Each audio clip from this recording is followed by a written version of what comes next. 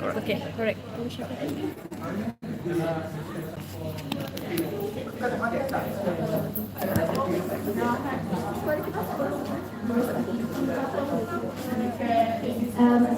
warahmatullahi wabarakatuh. I am Aishah and I am Ahmad, Should I? her brother. yes.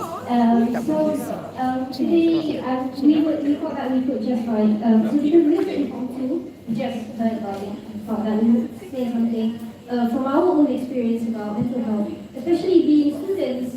Obviously, we face a lot of stress, which leads to many problems relating towards mental health. So we're not experts in the field of mental health, so we're not going to talk about it scientifically, psychologically. However, it is also true that sometimes some people are born with certain conditions which makes them more prone to suffering from certain problems. However, stress in general, stress is a leading factor towards mental health problems, and it can bring towards many detrimental effects. And so that's kind of like what we're going to talk about today, kind of like the leading factors of stress and how we can kind of like manage it. So maybe you can start off by, how is it do you think that things that cause stress happen? So I guess in relation, like reflecting on my own self right now, I have classes like back to back from this morning and just finished my golf contact class just now. So time, but how do you say like so being so busy with so many things is one of the leading factors to, well, not scientifically proven. I have no data to back it up, but for me, I feel like in my own case, it's one of the things that's causing a lot of stress for myself.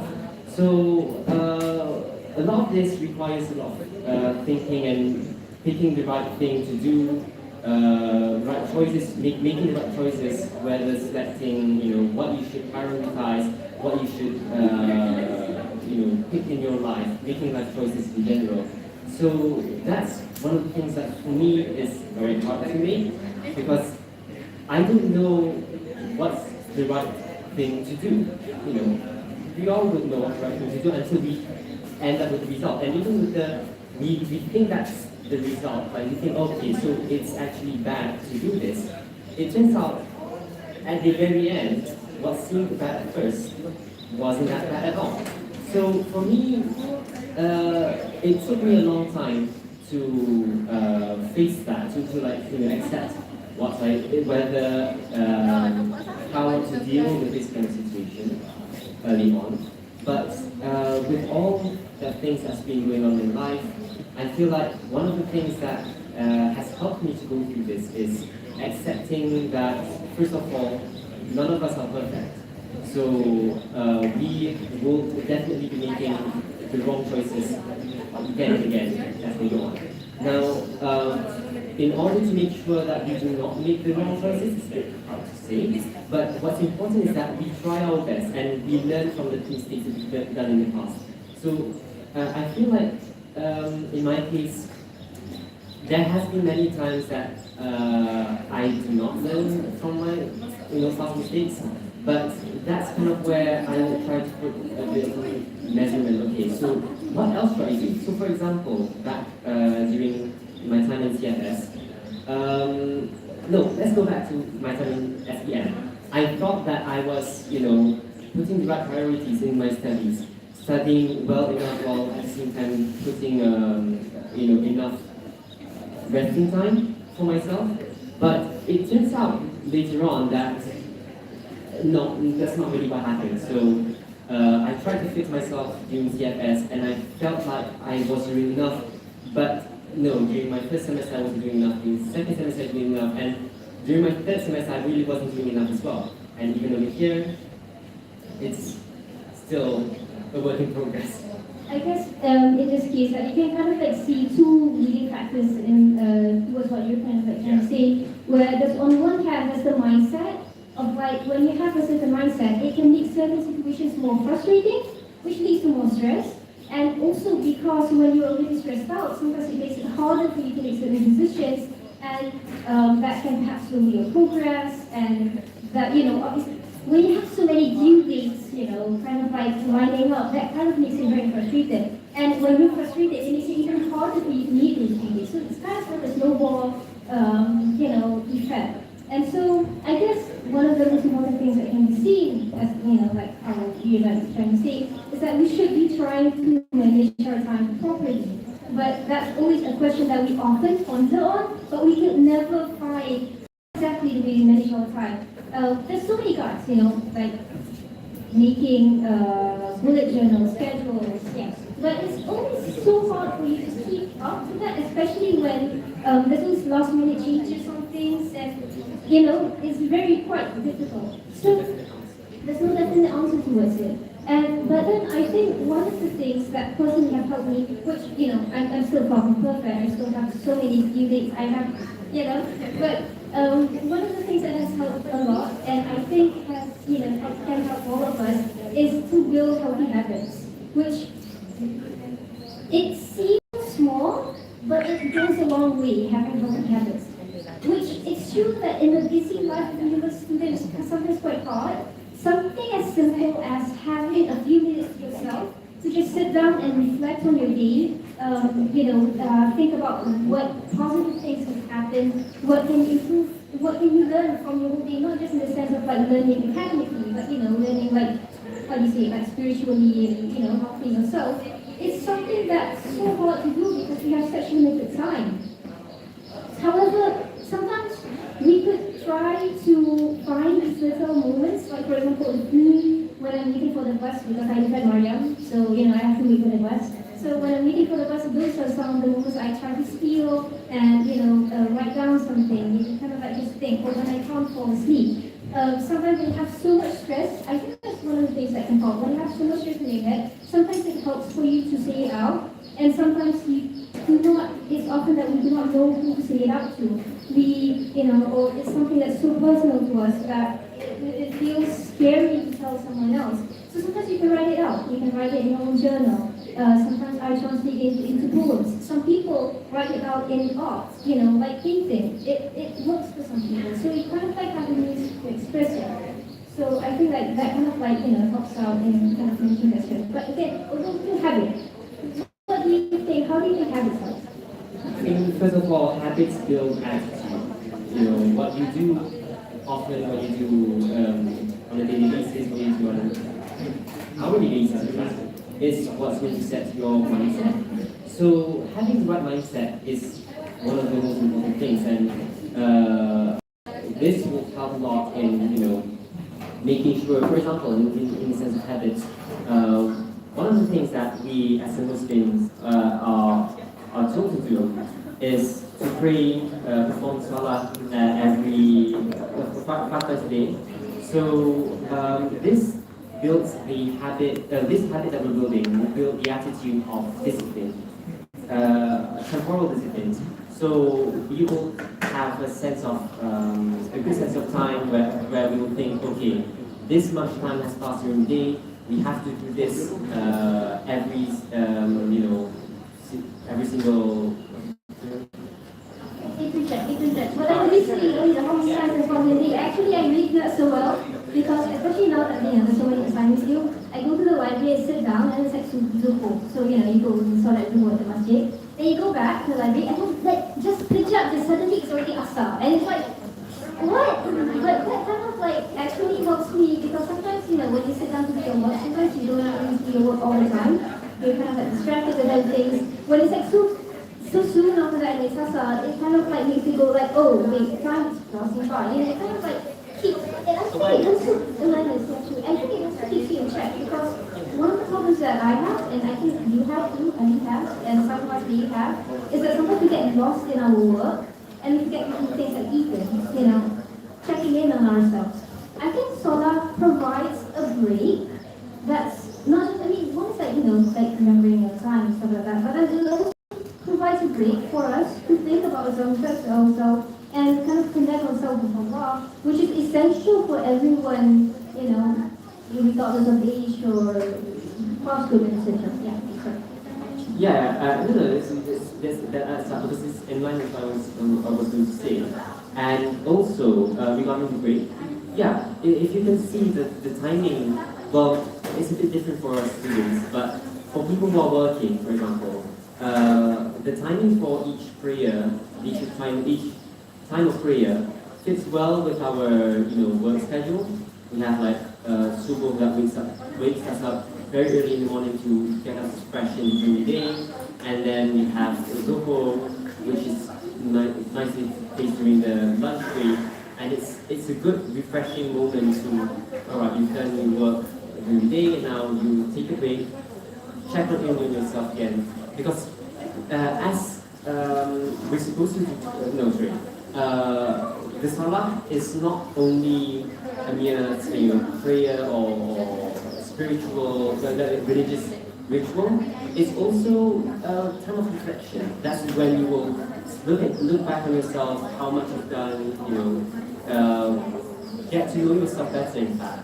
So, and then at the end of the day, after finishing work, when you before going home or after going home, you perform your asar prayer, and it's a really nice interlude to your stressful life.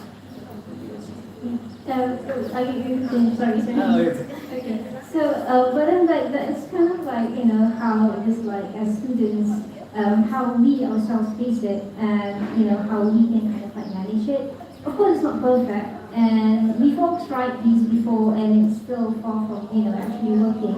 And so sometimes there's also another important factor of like checking in on our friends.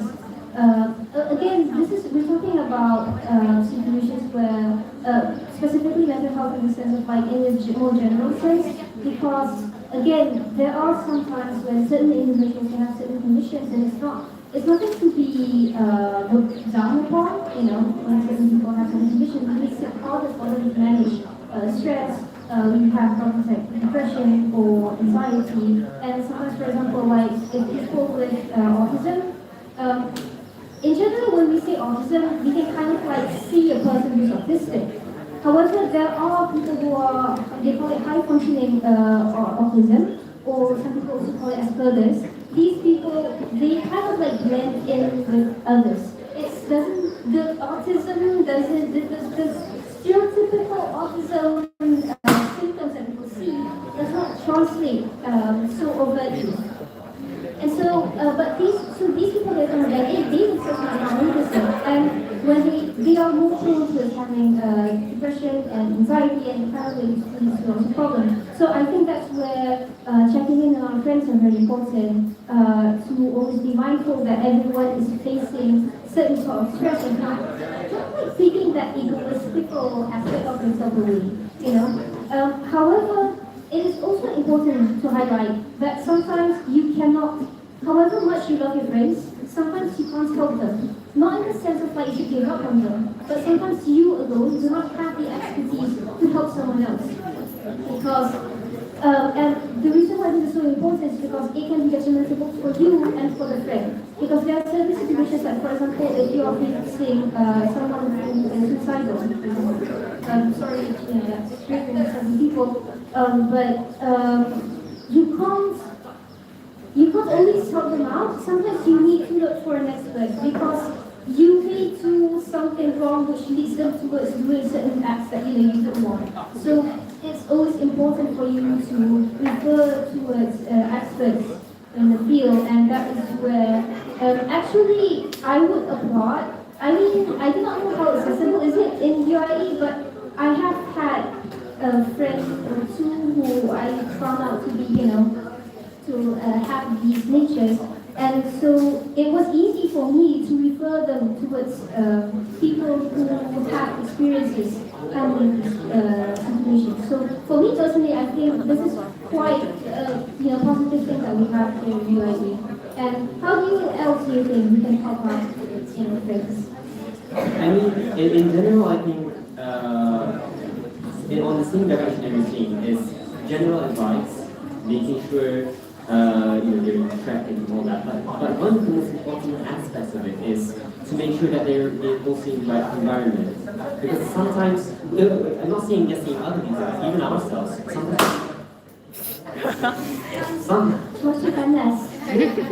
sometimes we're not sitting in the right environment for ourselves. And that's one of the things that can lead to stress and can lead to mental health problems because, we have our own self, and if the surrounding environment isn't exactly fitting for us, there are times that we can adapt to it, but there are also times that it's maybe not nearly impossible for us to properly adapt to it, whether it's because it's just different or sometimes it's because it's a negative environment, which is worse.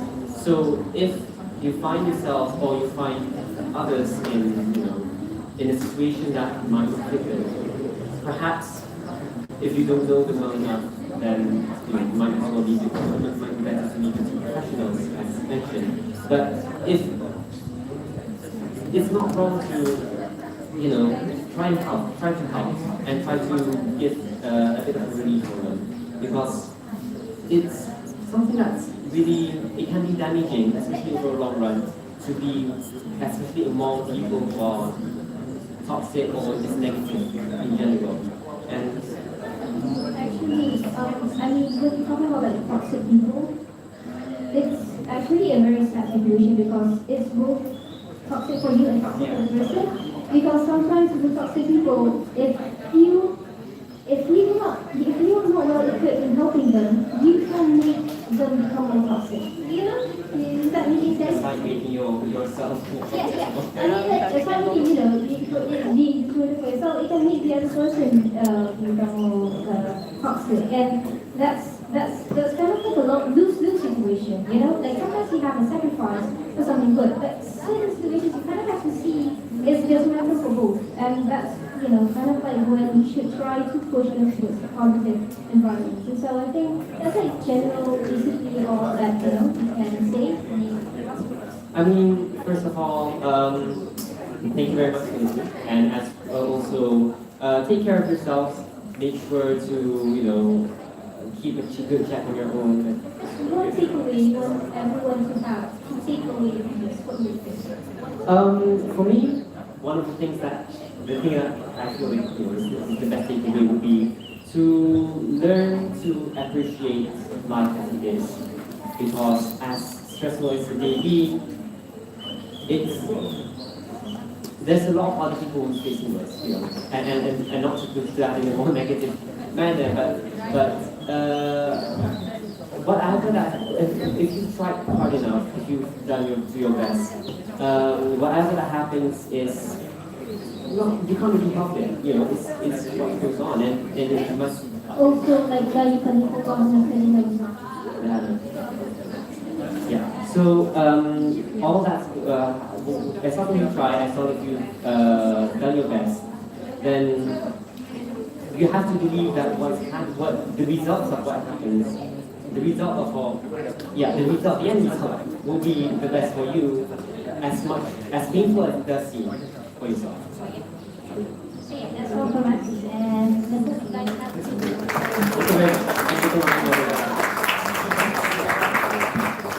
Alright, so I invite Nandra Sosina to give the development of presentation to our speakers.